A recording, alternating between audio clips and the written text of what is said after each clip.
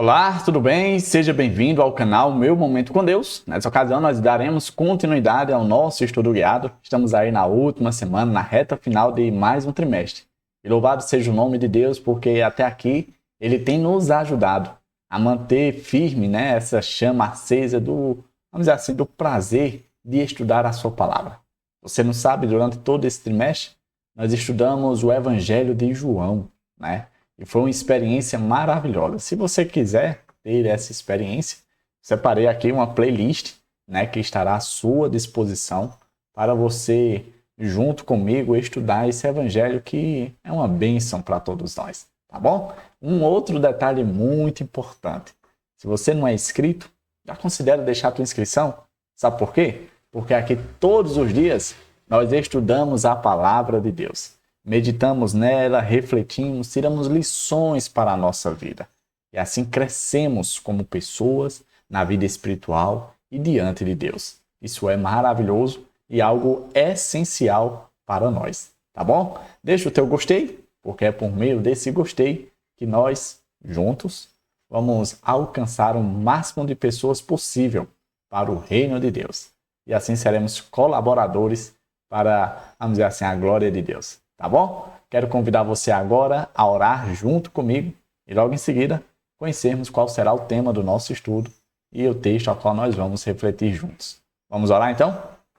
Senhor Deus, que estás nos céus, muito obrigado, Pai, por mais uma oportunidade de poder sim meditar na Tua Santa Palavra. Agradecemos, Pai, por a presença do Teu Santo Espírito, porque nós sabemos que é Ele que nos conduz para momentos como esse, de estudo, de reflexão, de aprendizado na Tua Palavra. Mais uma vez, Ele nos ensine e nos faça lembrar de tudo aquilo que o Senhor já nos ensinou. Perdoa os nossos pecados. É isso que nós te pedimos em nome de Jesus Cristo. Amém. Pois muito bem. Hoje é domingo, dia 22 de dezembro, e o tema do nosso estudo é Encontro na Galileia. Vamos ver como foi esse encontro?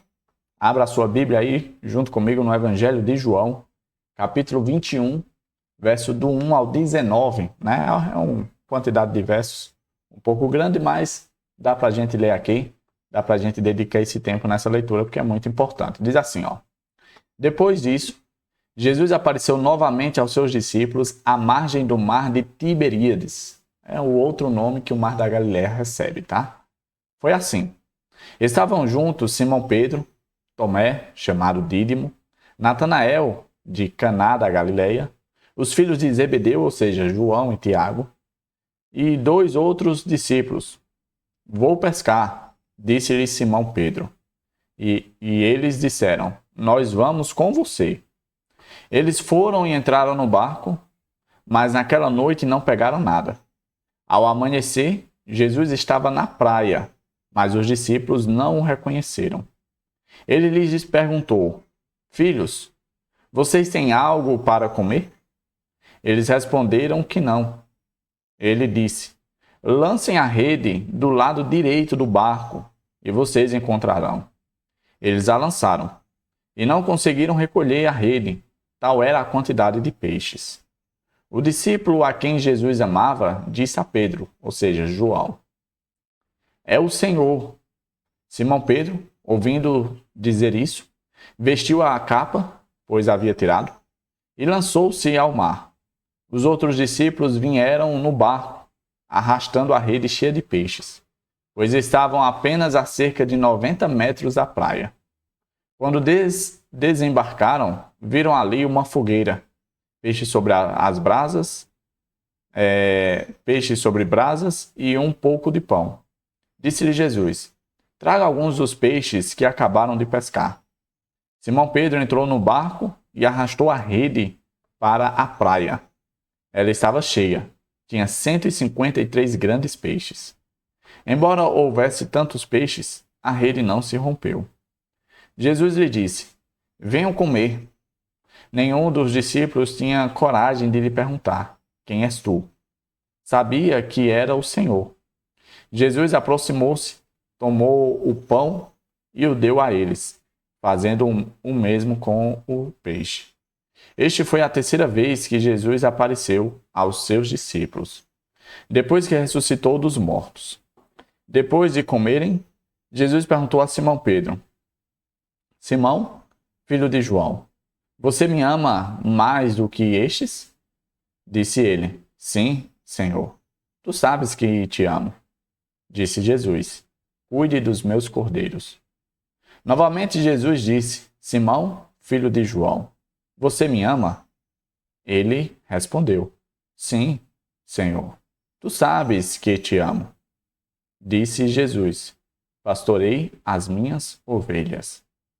Pela terceira vez ele lhe disse: Simão, filho de João, você me ama?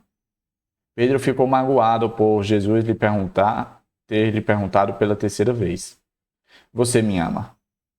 E lhe disse: Senhor, tu sabes todas as coisas e sabes que te amo. Disse-lhe Jesus: Cuide das minhas ovelhas. Digo-lhes a verdade: quando você era mais jovem, vestia-se e ia para onde queria. Mas quando for velho, estenderá as mãos e outra pessoa o vestirá e o levará para onde você não deseja ir. Jesus disse isso para indicar o tipo de morte com a qual Pedro iria glorificar a Deus.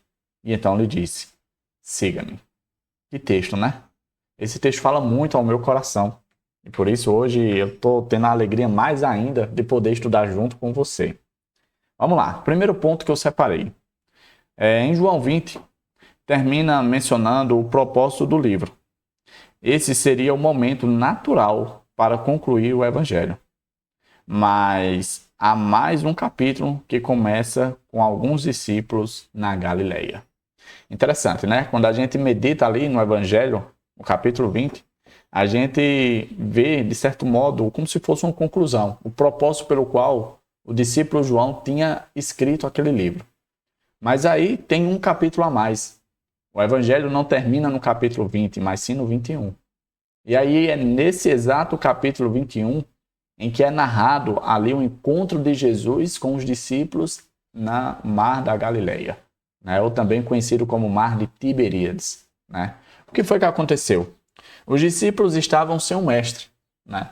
E agora, sem a direção do mestre, eles decidem ir pescar.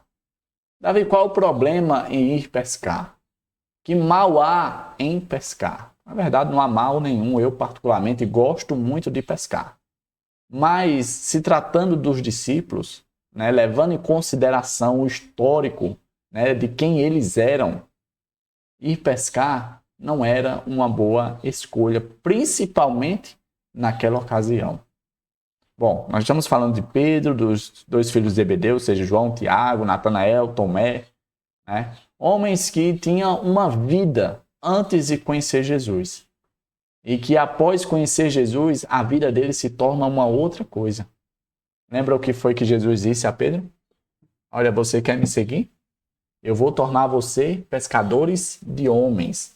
Jesus uniu a habilidade de Pedro de pescar ao, vamos dizer assim, ao dever útil, que era de transformar a vida de pessoas, né? Tornar pessoas em cristãos, né? E aí Pedro aceitou essa missão. Porém, nessa ocasião, com a ausência do mestre, Pedro voltou, juntamente com os seus amigos, né, os outros discípulos, à sua antiga vida. E aí é onde estava o perigo.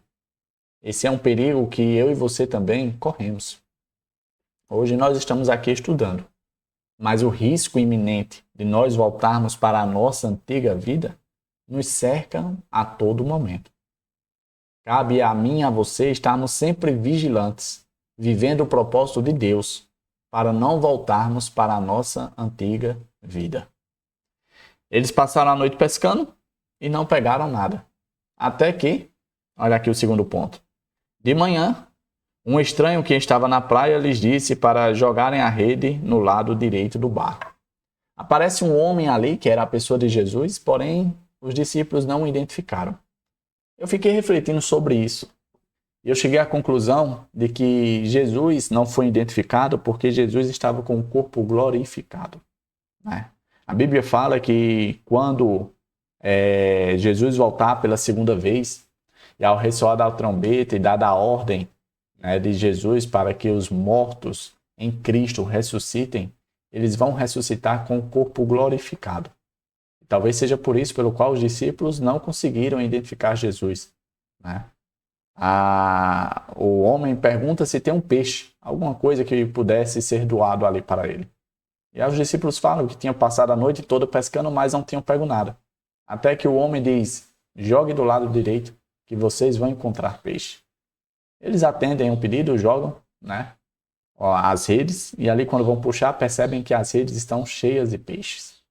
Naquela ocasião, ninguém nota nada, apenas o discípulo João, o discípulo amado, que vira para Pedro e diz, Pedro, é o mestre, é Jesus. Eu imagino que Pedro deve ter se lembrado da ocasião como ele e Pedro conheceram Jesus, que foi exatamente após uma pregação de Jesus, em que depois Jesus convidou ele para ir pescar, mesmo depois de Pedro ter passado a noite toda tentando pescar e não ter pego nada, mas que voltam ali com um barco cheio de peixe, quase afundando de tanto peixe que estava no seu barco. Com certeza essa imagem veio à mente de João, e João identificou a pessoa de Jesus e falou para Pedro. Pedro, vamos dizer assim, sem esperar o barco chegar à margem, ele termina de se preparar, veste sua camisa ali e pula no mar e vai nadando até ao encontro de Jesus. Eu quero fazer uma reflexão com você quanto a isso. O que você está disposto a fazer para ir ao encontro de Jesus? Você teria coragem de pular no mar, talvez profundo, e sair nadando para ir ao encontro de Jesus? Ora, aquilo era uma situação perigosa. Jesus poderia esperar até o barco chegar à margem. Por que Pedro tomou essa decisão? Será que Pedro estava querendo muito ter esse encontro com Jesus? O quanto eu e você estamos querendo ter esse encontro com Jesus, esse momento com Jesus? Será que é pouco? Será que é muito? As nossas ações vão falar a respeito do quanto nós queremos ter esse encontro com Jesus, assim como as ações de Pedro mostraram. Logo em seguida, Jesus fez 3 perguntas a Pedro, relacionadas ao seu amor pelo Mestre. Essas perguntas é bastante interessante. Jesus pergunta por 3 vezes se Pedro o ama. Na primeira ele pergunta, olha, você me ama mais do que os outros? E ali Pedro vai respondendo, sim, Senhor, tu sabes que eu te amo, sim, sim, sim. Até que Jesus pergunta pela 3ª vez. E agora uma resposta diferente. Pedro fica triste, Pedro fica magoado. E Pedro responde, Senhor, tu sabes todas as coisas. Tu sabes que eu te amo. Se nós formos refletir, talvez a primeira coisa que passe pela sua cabeça é que Jesus fez essas 3 perguntas porque Pedro tinha negado 3 vezes. Mas eu particularmente não creio dessa forma e a lição, o estudo guiado mostrou também que o motivo pelo qual também não foi por isso. Jesus não estava passando na cara de Pedro que Pedro tinha o negado 3 vezes. Pois que Jesus rancoroso seria esse? Que Jesus vingativo seria esse? Esse não é o Jesus a qual eu creio. E eu imagino que também não é o Jesus a qual você crê. Tinha outra coisa, por trás que a nossa tradução, infelizmente, não nos ajuda a entender. Somente quando a gente vai para o original, no grego, a gente consegue entender. Quando Jesus está ali perguntando se Pedro o amava, nas 2 primeiras perguntas, Jesus utiliza um verbo grego chamado ágape, que significa ali o amor incondicional, o amor de Deus para com os filhos, o amor que se dá em sacrifício. Esse era o amor que Jesus estava questionando a Pedro, se Pedro tinha esse amor para com ele. Mas aí Pedro responde que sim, que o ama. Porém, Pedro não utiliza o mesmo verbo grego. Pedro não utiliza ágape para dizer que ama Jesus. Pedro utiliza filéus, que é mais indicado para um amor de amigo, um amor de, vamos dizer assim, tudo bem, estamos aqui, mas mais que isso não vai dar. E aí Jesus pergunta pela 3ª vez. Pedro fica triste não porque Jesus insiste no amor ágape, mas Jesus, ao invés de usar ágape, na 3ª pergunta, ele utiliza filéus. E aí Pedro fica triste porque Pedro sabe que ele não tem ágape para dar, ele só tem filéus. E aí Jesus pergunta se ele tem filéus para dar para ele, ou seja, Jesus se diminui. Jesus, vamos dizer assim, diminui o tipo de amor que ele pergunta se Pedro tem para dar. Pedro tinha só respondido, sim, Senhor, eu te amo filéus, sim, Senhor, eu te amo filéus. E aí Jesus, tá, já que você não tem ágape para mim, você tem filéus para mim? Eu aceito filéus. Eu quero teu filéus. É isso que você tem para dar para mim? E aí Pedro fica triste. Porque Pedro cai em si. Eu imagino que a traição, o momento que Pedro negou, aquilo ficou martelando na cabeça de Pedro, tipo, meu Deus, o que foi que eu fiz? Por que foi que eu fiz isso? Onde é que eu estava com a cabeça? Por que é que eu fui tão covarde? Porque eu cheguei a esse ponto. Com certeza isso martelava na cabeça de Pedro. Mas aí Jesus, com o seu amor incondicional, com o seu ágape, ele não pede aquilo que eu e você não pode dar. Ele pede exatamente aquilo que eu e você podemos dar. E a terceira pergunta de Jesus para Pedro é: Pedro, tu me ama filéus? Eu aceito o teu amor filéus. Tu tem esse amor filéus para me dar? E aí Pedro diz que sim. Sim, eu tenho um amor filéus para te dar. Essa parte, ela fala muito ao meu coração. Inclusive, eu tenho até um sermão aqui no canal que fala sobre isso. A transformação de Pedro. Sabe por quê?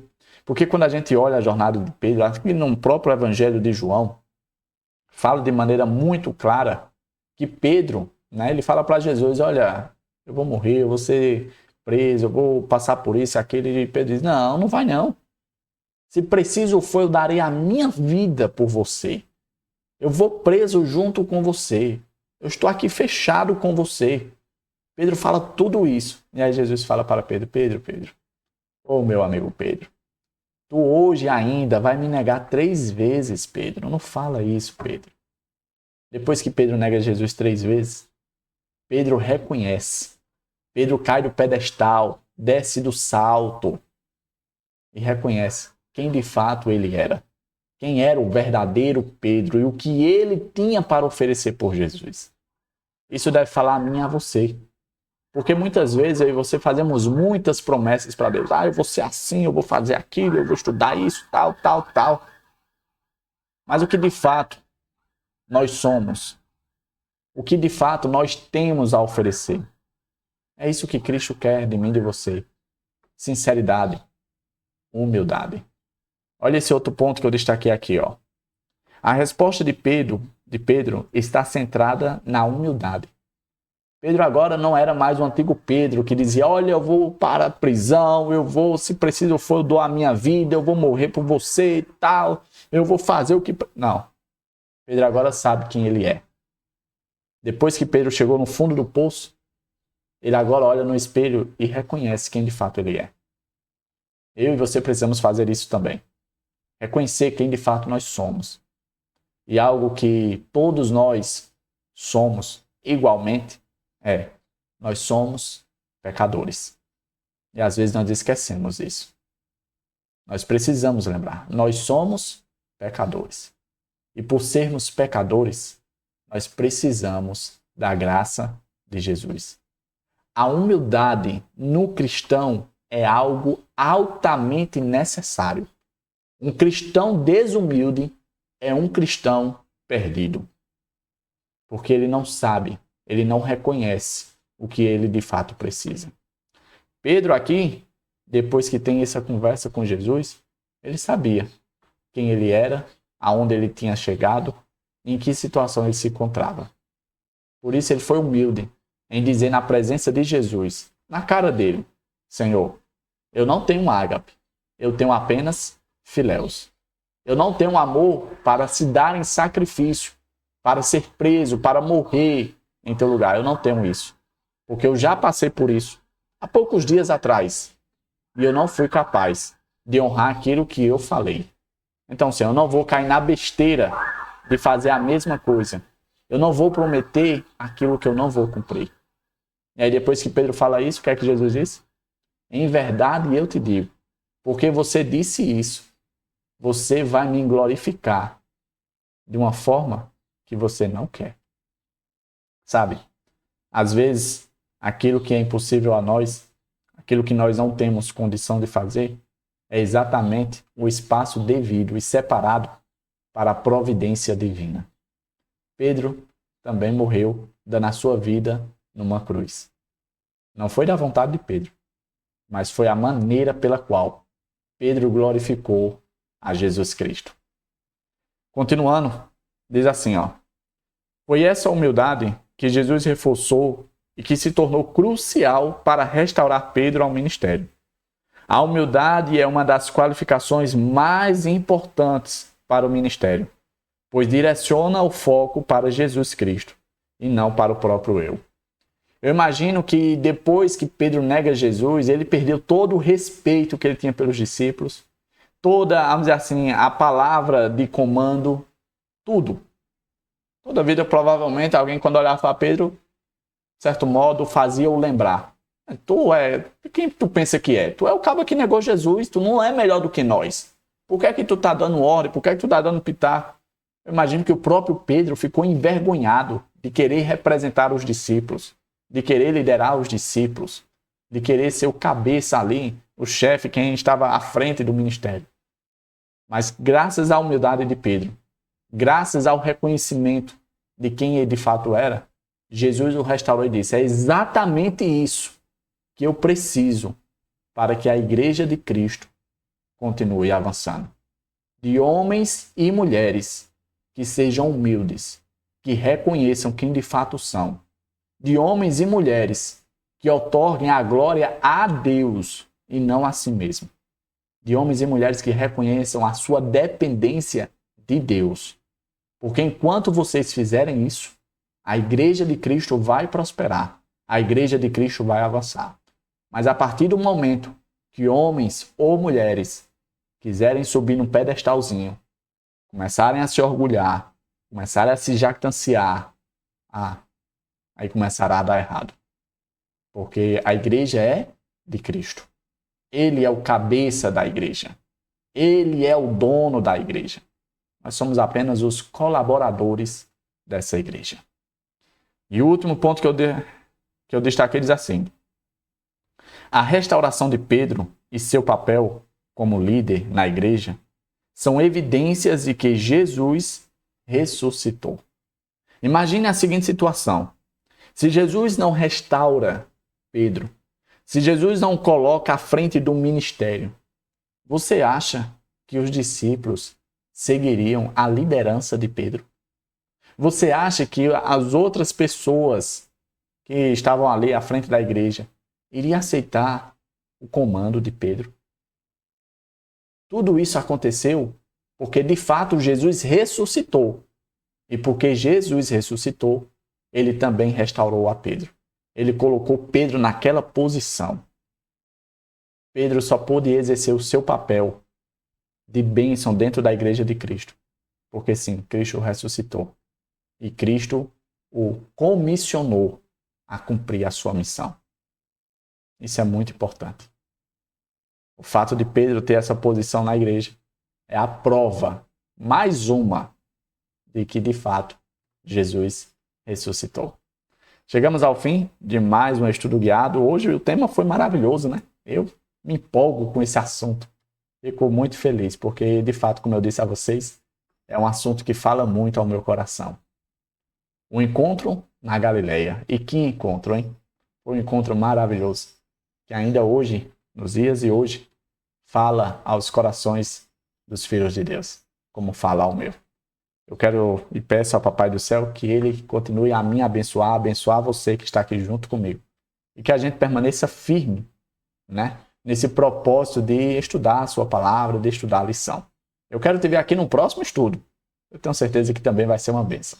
Tá bom? Que Papai do Céu te abençoe e te proteja de todo mal. Até a próxima e tchau, tchau.